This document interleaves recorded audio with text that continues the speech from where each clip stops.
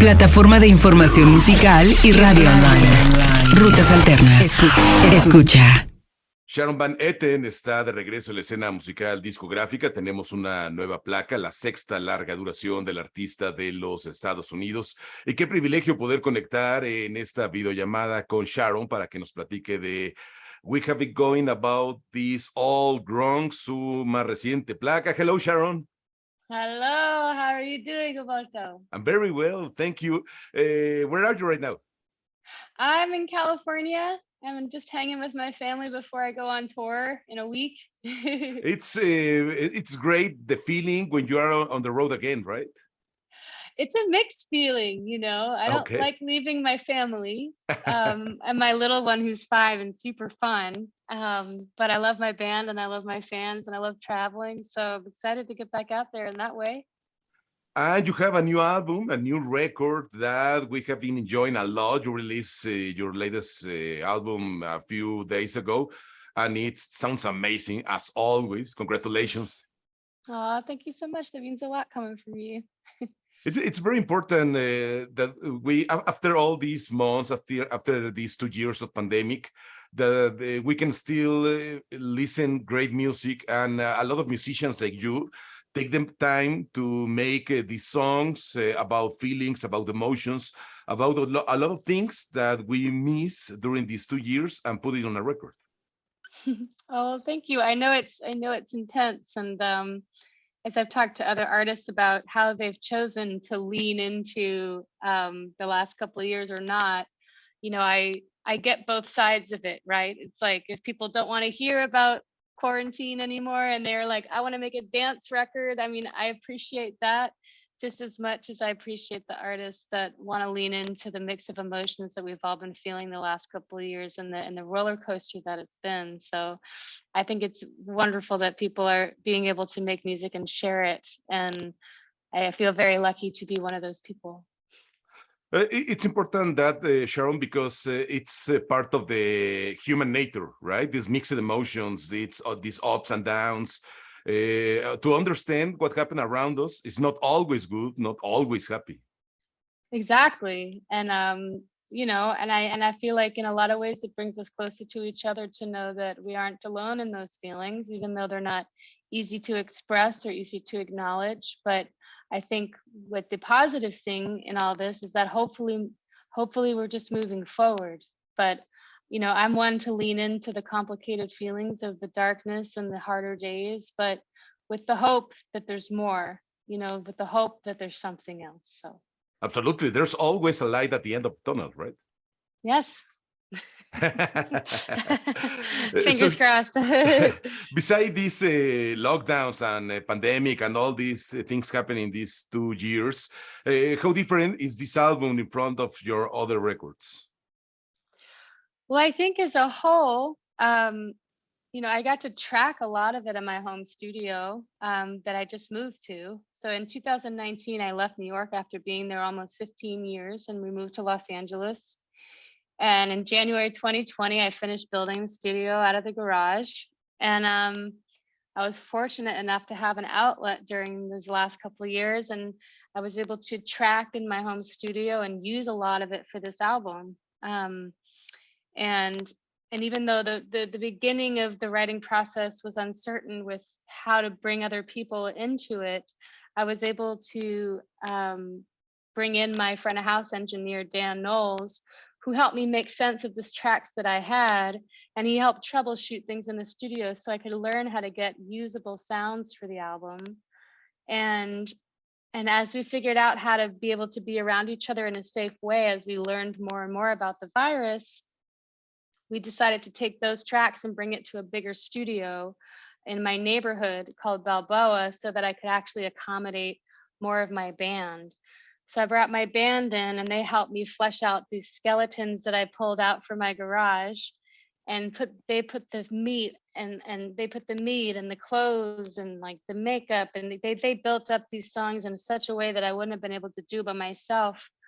But but we had so much time and zero pressure other than our own self-imposed pressure. But it was a lot of my new LA friends that I met from making my last record, Remind Me Tomorrow, as well as my bandmates that learned Remind Me Tomorrow for tour. And so it was kind of my new circle of friends and family that became my family during quarantine that helped me create this record. And so I feel like I was at the helm, but I wouldn't have been able to make it without my band and my LA crew. I know. Sharon, how important is for you your community, your environment? Because as you said, you live a long time in New York City. Now you live in LA, and both of them are amazing cities, but so different, right? Yeah, very different. I mean, in New York, I felt like I was gone so much, and I love my apartment, but it was so small, and I had a studio that I shared, so it wasn't completely mine. And it was 30 minutes away from my house. And especially after having a kid, I was thinking more about space and quality of life and, being able to be outside and have a yard and being outdoors and nature. And when we found a house that had a studio in the garage, or the possibility, it made more sense for me.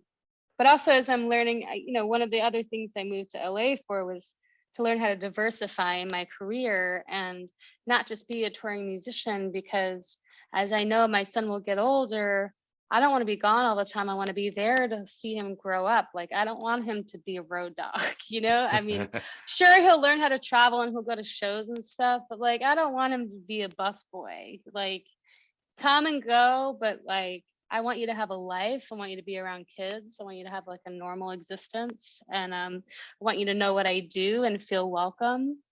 But I wanted to figure out ways where I could be involved in music without being on the road all the time. And I started doing some score work and some co-writing and collaborations, which was hopeful. And it was like just scratching the surface before the doors closed. But I'm still working at that, and that I've had more opportunity in that way in LA than in New York.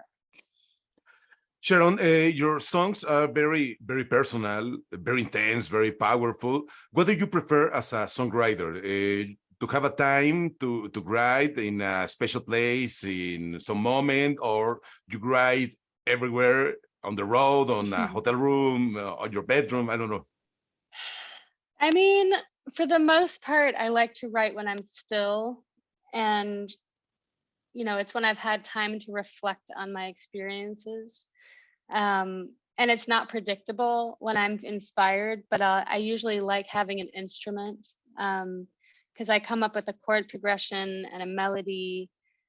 And then once I have a chord progression and a melody, I'll hit record and I'll just sing stream of consciously for a while and then see if things start flowing, which I can't do that with just a pen and paper. But I'll have like things floating around, like in my notebook, there'll be a line here or there that might show up in a melodic idea that I'm not even aware of. Like if I just write it down, then it becomes part of my subconscious. So it comes through in other ways. So I kind of, I write when I'm on the road, like I write, but when you're with that many people, it's hard to sneak away and play. So I tend to write more songs when I'm home or in a studio or whatever. And how important is for you, or how do you feel when someone approaches you and tells you, that's exactly how I feel in your song? As you said, is that how I feel in that moment? That was part of my relationship. That's how I understand the world, through your music. Well, that makes me feel like what I do means something. It makes me feel better about sharing my music. I mean, I get nervous sometimes when I try to only share my own personal experience that I feel like are universal ideas. And if I ever feel like other people won't connect with it on their own level, then it's something that I don't want to share. So if I, when I hear from other people that they connect with it deeply, then it means that I'm doing something right. But I always feel like that I have more work to do. Like I constantly want to be, I want to learn, I want to read more, I want to write more, I want to become a better writer, a better singer, a better producer, all the things. I still have so much more I need to learn how to say. Sharon, you're an amazing artist. I have to tell you, I have seen you live a few times, and it's amazing how you share these very intimate songs, very deep emotions in front of an audience. How do you prepare to play the songs in front of an audience after you write these emotions? Well, I mean, I still get nervous before shows. So like, it takes me sometimes a song to shake off the nerves. But I think feeling at home with my band and comfortable with my bandmates and having them help me just feel comfortable.